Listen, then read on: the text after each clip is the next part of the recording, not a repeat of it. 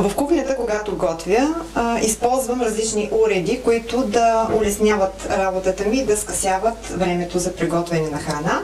Един от най-използваните уреди е блендера.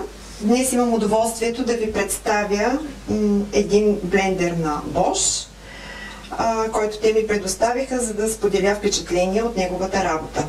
Най-важното за един блендер е мощността на мотора му и оборотите, които извършва при смилането на храната.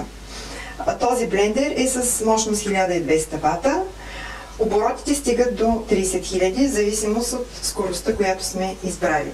Блендерът има едни вакуумни кръчета, които помагат да се закрепи стабилно на плота. Каната изключително лесно се изважда и поставя, като този клик ни показва, че вече е стабилно поставена и може да работи. Самата кана е стъклена от масивно стъкло, топло устойчиво. В нея могат да се пасират различни горещи супи, може да се мели лед и други студени напитки. Специално конструирана е така, че сместа вътре да се завихря и да слиза обратно към ножовете. Капакът се изважда много лесно, той също има уплътнител. Снабден е с отвор, през който ще видите след малко, като ви покажа какво може да прави. Могат да се поставят продукти, да се налива течност. Чашката, с която всъщност затваряме това капаче, е много удобно разграфена от 10 до 50 мл и може да служи за мирителна чашка. Ножовете са с специална конструкция и са изработени от неръждаема стомана в Солинген, Германия. А самият блендер е изработен в европейската фабрика на Bosch в Словения. А сега ще ви покажа колко удобно може да си смелате, ако нямате някакво брашно, а ви трябва, може да си смелите и то пълнозърнесто в блендера. Това е киноа. Тя се използва много често от хора, които са на безглутенов начин на хранене и може да се, освен да се вари, може да се използва и брашно от киноа. Пускаме на максимална скорост.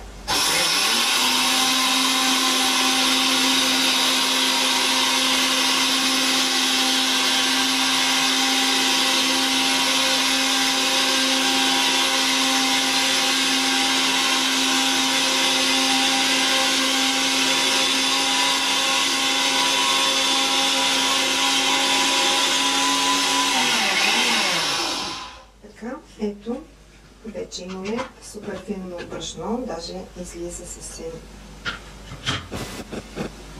прах. Ето го брашното. Блендерът е незаменим в приготвянето на ядкови млека. Тук съм накиснала от снощи кашу, което ще смеля за мляко от кашу. В представянето на предния блендер, който изпробвах, ви показах как се приготвя сметана от кашу. Сега ще приготвим мляко. Блендирането на накиснати ядки, особено на кашу, е толкова популярно при приготвянето на ядкови сирена. Според количеството вода, която добавяме, можем да получим текстура за сирене, можем да направим сметана от кашу или просто мляко. Започваме да блендираме.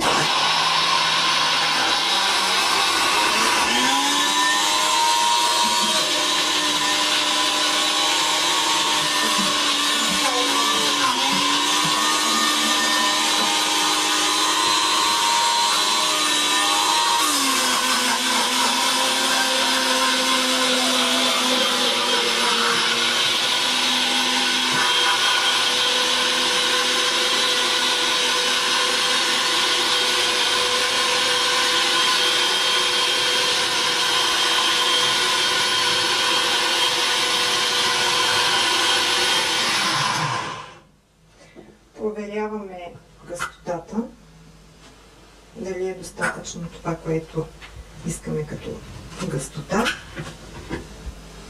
Това е доста гъсто. Сега ще покажа. Ето вижте колко е кръгообразно, меко и пухкаво.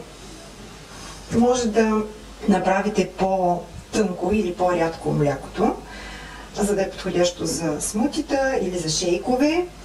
Също така може да се добавят различни вкусители, например екстракт от ванилия, лимон, малко сол.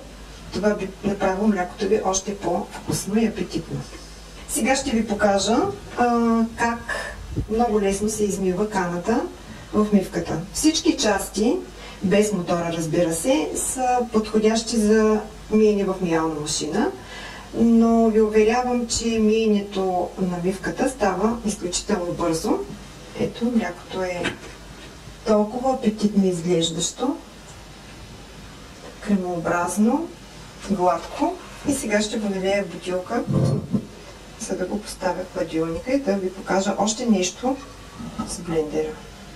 Ето, млякото ни от кашу е готово за пиене, за смутита, за смути купички, за гранола, за обесени ядки, за мюсли и за каквото друго пожелаете да го използвате. А сега ще ви покажа как бързо и лесно можем да измием каната. Така, наливаме вода, слагаме една-две капки препарат,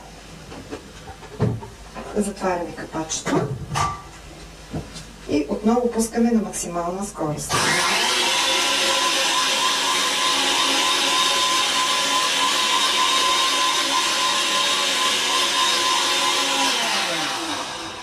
Много ми се искаше блендерите, да се измислят блендери, които са по-безшумни.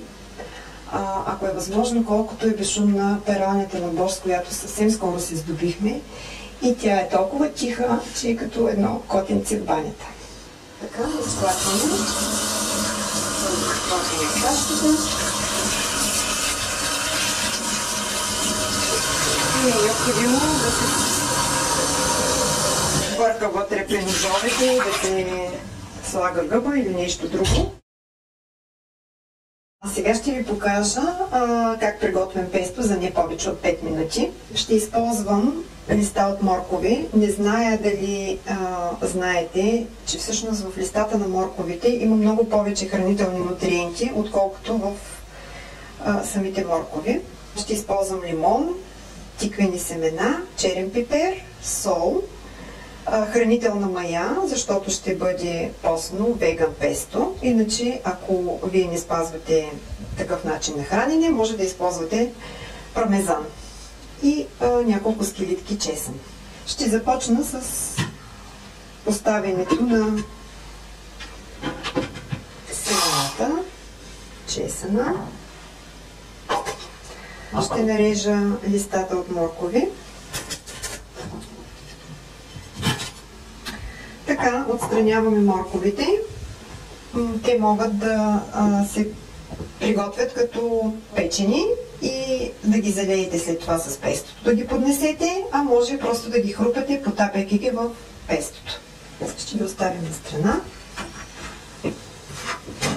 и ще нарежем листата от моркови. Ако се питате какъв е вкуса, нещо между магданоз и целина с аромат и на морков. Няма да се стараем да ги режем много ситно, защото блендерът ще свърши тази работа.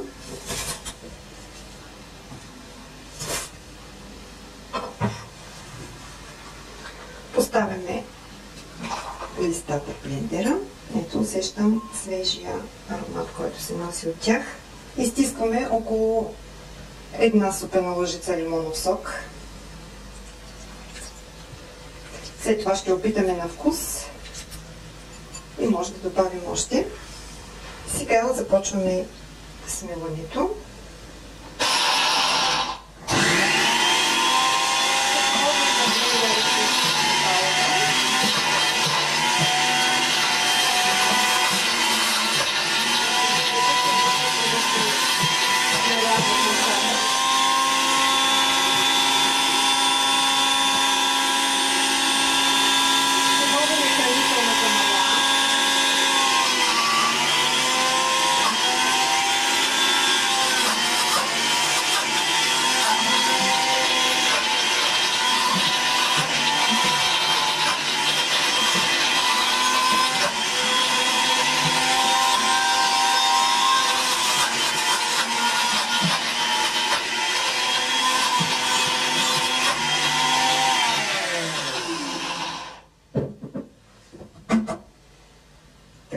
Температурата вече е много добра. Забравих да сложа черния пипер и солта. Добавяме ги и отново блендираме.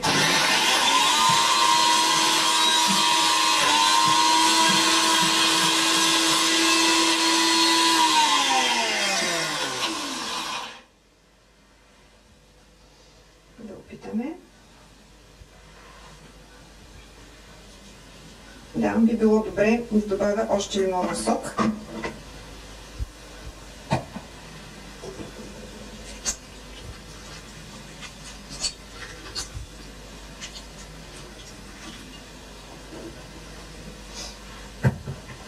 Още малко. Така е по-свеж.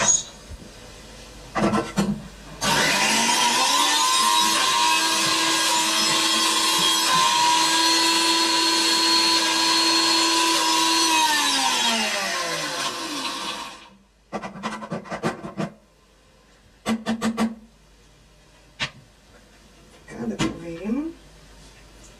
Чудесна текстура се е получила. Всичко е много добре нарязано. Нашето песто, направено в блендера, изглежда по същия начин, както се приготвя и в хаванче, но отнема много по-малко време. Така, ето го нашето песто.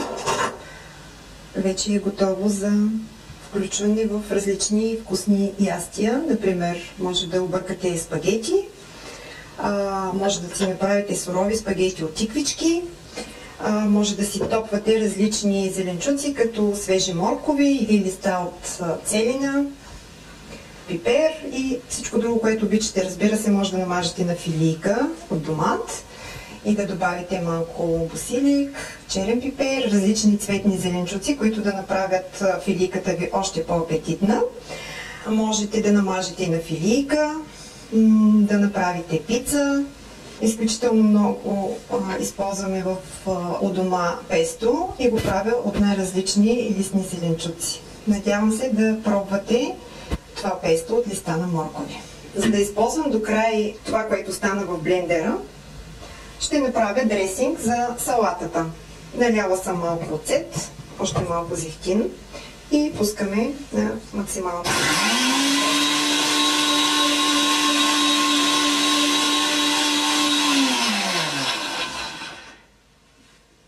Чудесно. Ето го нашия дресинг, който можем да използваме в всякаква зелена салата. Накрая, но всъщност нещо, с което аз започвам деня ми, е тази приставка с to go бутилчица, която е снабдена с нож. В нея може да си приготвите смути с обем 600 мл. И след това да го затворите с едно капаче, което има специално оплътнение и не позволява да потича течността. То е снабдено и с една удобна затварачка, едно капаче и може да си пиете от тук, след това да затворите и така е защитено от въздуха. Сега ще направя едно от любимите ми зелени смутита. В него ще сложа спанак, броколи, може би половин банан, този се оказва твърде голям, авокадо и зелена ябълка. За да е още по-хранително и енергизиращо, ще сложа и протеин на прах. Всъщност той е микс от конопен, оризов, грахов и бадемов протеин. Поставяме всички продукти в чашката.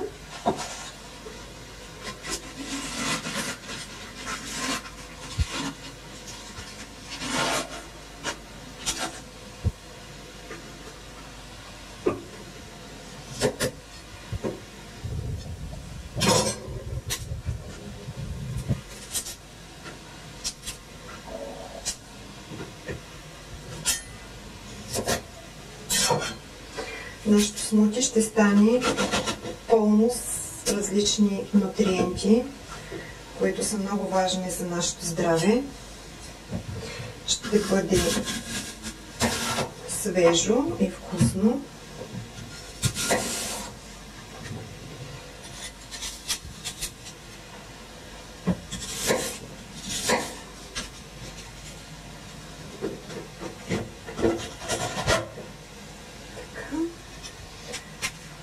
Ще сложим авокадо, за да е по-кремообразно. А знаете, в авокадото колко хранителни нутриенти има. То е една от супер храните. Ще добавя и една лъжица бадемов тахан. Може да се използва и тахан от сусанени семена. Прибавяме и една супена лъжица протеин.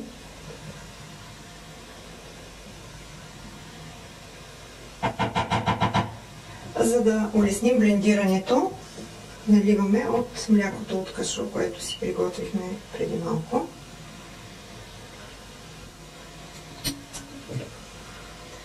Да видим това дали ще е достатъчно. Поставяме ножовете.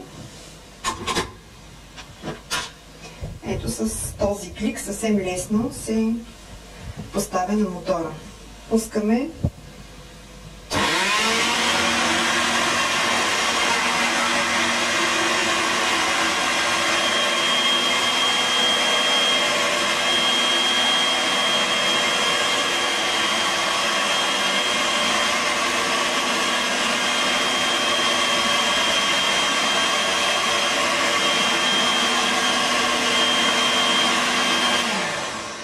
Ето го нашето смути.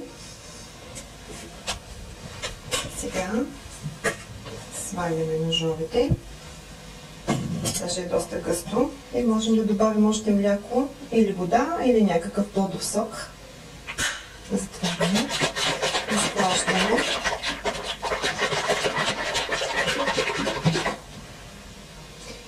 И може да поставите, ето, от никъде не прокапва, не тече.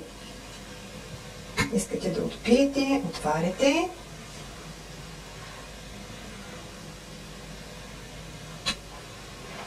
Пивате. Много вкусно. Затваряте и си продължавате разходката или да шофирате, или работата. Надявам се, че това, което ви показах за работата на този блендер, ще ви бъде от полза. Коментирайте вашето мнение. Кажете ми дали харесвате и дали търсите ревюта на уреди, които искате да си купите. Аз самата се интересувам преди да се спра на определен уред. Ще се радвам да съм ви била полезна с идеите, които ви дадох и с демонстрацията на този блендер.